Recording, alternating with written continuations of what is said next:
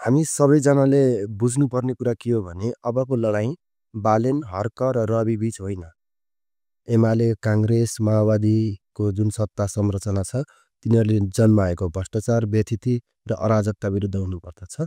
रासोपाका समर्थकहरूले पनि के कुरा बुझ्नुपर्दछ भने हाम्रो देशमा पुराना राजनीतिक दलहरू छन्, एमाले, काङ्ग्रेस, माओवादी, ओली, देउवा, प्रचण्ड क्लब। यिनीहरूले बालेन विरुद्ध चलाएको भ्रम, काल्पनिक कथामा होमा हो मिलाएर बालेन विरुद्ध खनिनु कुनै आवश्यकता छैन।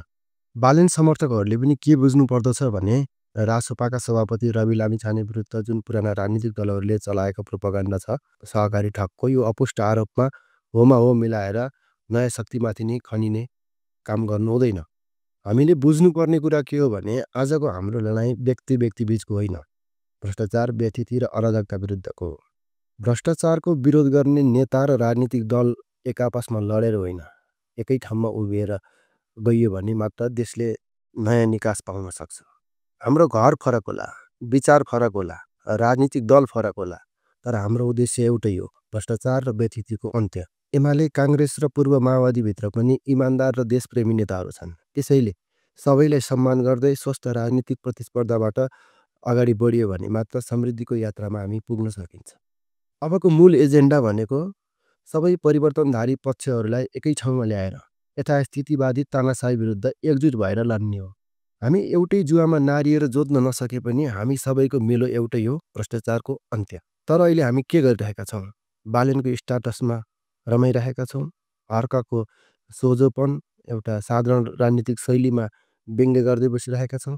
पुराना दलहरूले रविमाथि लगाएको अपुष्ट आरोप, सहकारी ठगको प्रोपागन्डालाई लिएर हामी फेसबुकमा झगडा गरिरहेका छौँ।